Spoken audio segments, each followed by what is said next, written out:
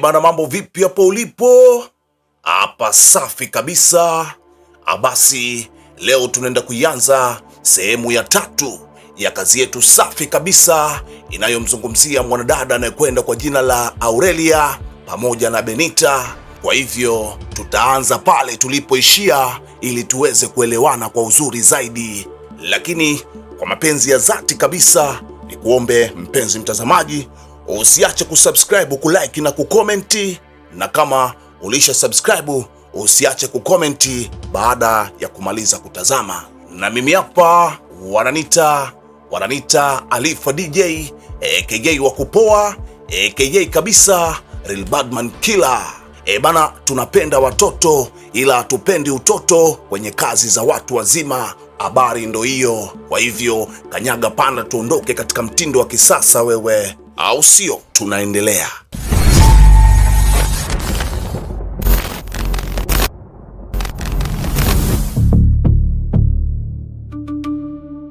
Basi mwanadada Aurelia hakutaka maneno mengi na Mr. Leonard akamuuliza, vipi kuhusu mtoto 7 anaendeleaje? Mr. Leonard akasema, oh shit, nilisahau kumchukua, ngoja niende sasa hivi kumfuata. Aurelia akamwambia, okay sawa, naweza kwenda na wewe kumchukua, maana unaweza kuwa na wakati mgumu kumuelewesha kwamba ulisahau kwa bahati mbaya. Mr. Leonard akamwambia, okay sawa, nipe dakika chache kidogo, nahitaji kumalizana kitu fulani na daktari. Aurelia akawapisha, kisha baada ya dakika chache Mr. Leonard akamfuata Aurelia pale alipomwambia akamsubiri. Mr. Leonard anamuuliza Aurelia, anamwambia, samani, sikupata jina lako katika ofisi ya daktari, kwa hiyo natamani kukufahamu zaidi.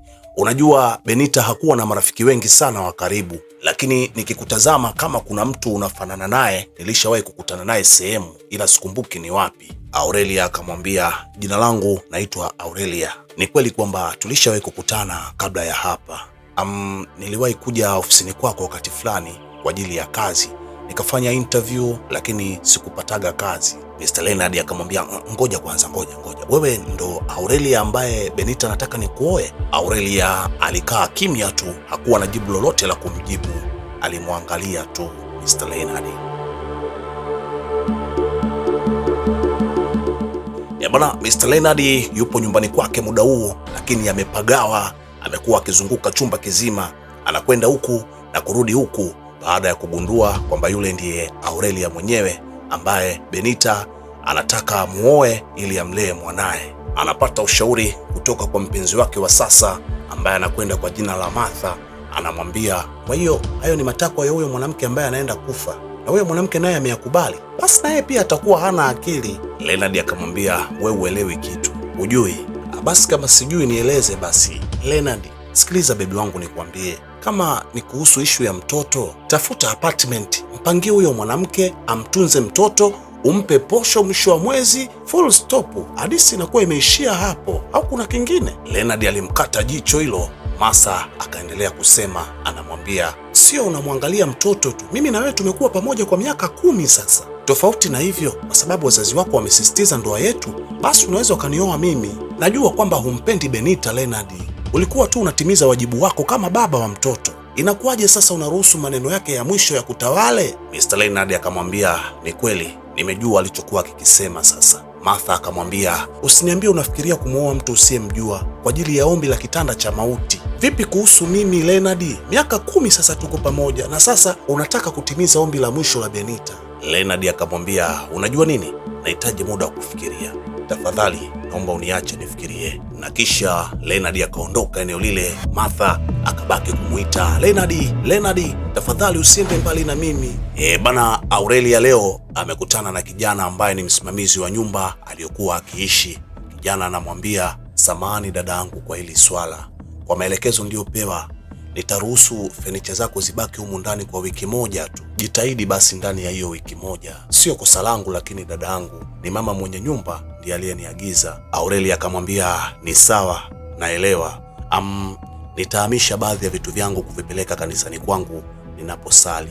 Kijana akamwambia, basi sawa sister, jitahidi, si unajua tena nyumba za watu. Aurelia akamwambia, asante na shukuru. Na kisha yule kijana akaondoka eneo lile. Akabaki Aurelia na mabegi yake pale. Muda ule alivyoendelea kusimama akiwa anawaza, simu yake ikaita. anayempigia simu anaitwa Cecilia. Aurelia anasema asante Mungu, Cecilia umenipigia. Kwa sauti ya mbali ya kwenye simu anasikika Cecilia akimwambia kuna nini kwani Aurelia? Aurelia anamwambia tafadhali sana Cecilia, nahitaji msaada wako. Ukweli ni kwamba mambo yangu yote yameharibika, yani sielewi cha kufanya. Tafadhali naomba unisaidie pesa. Cecilia akamwambia hiyo inaweza kuwa hatari bwana. Polisi wanaweza wakajua anwani ya nyumba yangu kwa ajili ya kukopesha wewe pesa. Aurelia akamwambia tafadhali Cecilia, sina pa kwenda pengine pa kuazima pesa. Naomba unisaidie hii kwa mara ya mwisho. Cecilia akamwambia kanisani vipi? Kanisani wanaweza wakakusaidia, jaribu kwenda kanisani. Aurelia akasema unajua kwamba kanisani pale sina ukaribu na mtu yoyote yule, na pia siwezi kuweka mambo yangu hadharani. Nimekwambia wewe kama ndugu yangu unisaidie. Aurelia, usijifanye kwamba mimi na wewe ni marafiki bora. Huo urafiki mimi na wewe umetoweka na bado unadaiwa. Mkutano mkuu unakuja Aurelia, inabidi niwaambie wanachama kwamba mwaka jana hujamaliza deni lako. Aurelia akamwambia lakini nilikwambia kwamba nitalipa, na kuahidi nitalipa tu, nitalipa, nivumilie Ceci. Aurelia, ngoja nikushauri.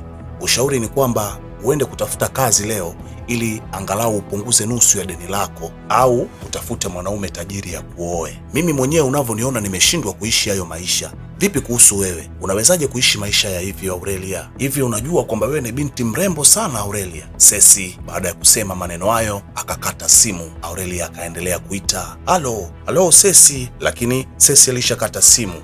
Basi katika hali ya unyonge kabisa, mwanadada Aurelia aliyavuta mabegi yake pembeni na kisha akakaa chini na kuendelea kudiskasi ni kitu gani atafanya katika kipindi kigumu alichokuwa nacho kwa muda huu. Hana pa kukaa, hana pa kwenda. Je, atafanya nini? Akiwa amekaa pale anazungumza na moyo wake, anasema Mungu nisamehe kama kuna makosa niliwahi kuyatenda, na haya kuwa ni malipo yake. Naomba Mwenyezi Mungu uniepushe na kikombe hiki. Basi baada ya muda kidogo, Aurelia anapokea ujumbe kwenye simu yake. Anafungua, ujumbe unasema atoe maelekezo ya sehemu alipo.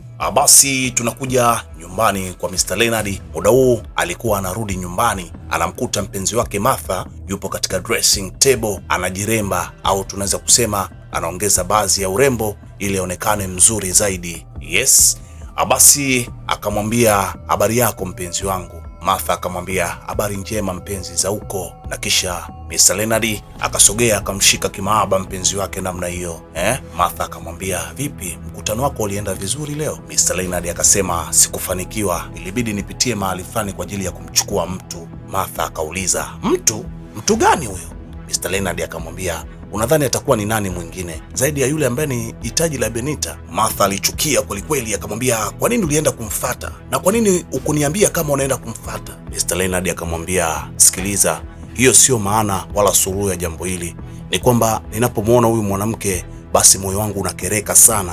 Sina furaha na hili jambo kabisa, najiona ni mwenye hatia na pia nina deni la kulipa kwa Benita. Hapana Leonard, huwezi kuleta mgeni nyumbani kwangu kama hivyo, ulipaswa kuniambia. Hapana, hana nafasi hapa, ngoja niende nikamwonyeshe show. Bana, wanawake hawapendani bwana. Muda huu Aurelia yuko chumbani akifanya sala kumshukuru Mungu hata kwa kidogo hicho alichokipata, lakini kabla hajamaliza sala Martha anaingia, na sio kuingia tu, ameingia kinoma noma, yani ile kama vipi.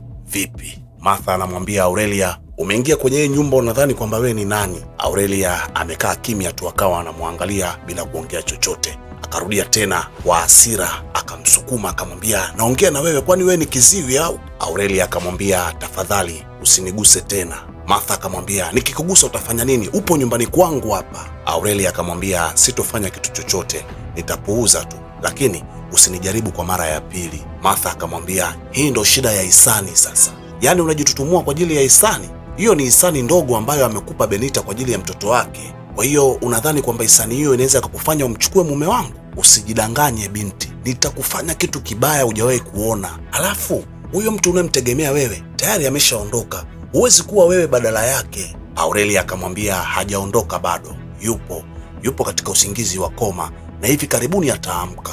Martha akacheka kwa dharau, alafu akasema Mungu nisaidie, hiyo hotuba yako ya imani, unajipa imani niambie hapa umefuata nini? Aurelia akamwambia hilo ni swali zuri sana uliloniuliza, lakini ngoja nikuulize kwanza, wewe ni nani hasa? Mke, mchumba au ni nani? mbona sioni pete kwenye kidole chako? Samahani sana, utanisamehe baada ya kuiona huzuni yako. Na kisha baada ya kumchana, Aurelia akatoka nje. Mwanadada Martha alipagawa, akaanza kumuita, anamwambia, we binti, kumbe ni waovyo sana, una heshima wewe. Mwanadada Aurelia akafunga mlango na kuondoka. Basi mwanadada Martha alipoachana na Aurelia, alimrudia Mr. Leonard, anamwambia, ina maana hata unifikirii? Kwa hiyo simaanishi kitu chochote kwako? Leonard, nilisimama na wewe kwa miaka 10. Kwa hiyo leo haya ndo malipo yake. Unanilipaje hivi? Unaenda kufata pendekezo la Benita, unaenda kumuoa huyo mwanamke kweli? Mr. Leonard anasema, oh my God, Martha, unaongea nini? Martha anamwambia, tafadhali Mr. Leonard, naomba tumalize tukiwa wote.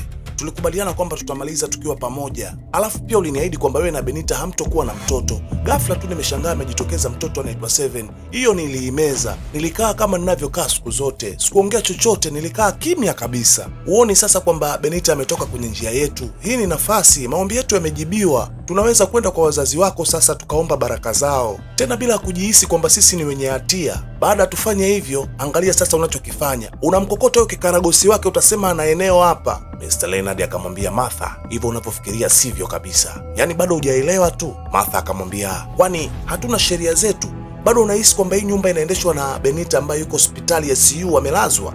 Ghafla kinasikika kishindo kizito ndani ya nyumba. Martha anauliza, ni nini? Nani tena huyo? Mara inasikika sauti ya mtu asiyeonekana akiongea, anasema, huyo binti aliyokuja humu ndani anastahili kumchukua Saba na kuishi naye bila kukosa. Leonard akasema nini? Na kisha akakurupuka ili kumfata Aurelia. Kuna sehemu waende, nadhani ni kumfata mtoto Seven. Basi Martha akabaki kumuita huku nyuma, anasema, Leonard subiri. Lakini Mr. Leonard anaendelea kuondoka.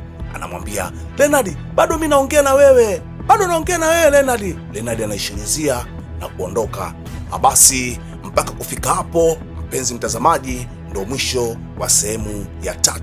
Lakini mwisho wa sehemu ya 3 ni mwanzo wa sehemu ya 4. Kama hujasubscribe, subscribe kabisa, na kama ulisha subscribe, usiache kucomment na kulike kwa ajili ya uhai wa chaneli. Bana, tunapenda watoto ila hatupendi utoto kwenye kazi za watu wazima. Habari ndo hiyo, na mimi hapa wananiita Alifa DJ, KJ wa kupoa, KJ kabisa, Real Badman Killer. Mpaka muda mwingine niseme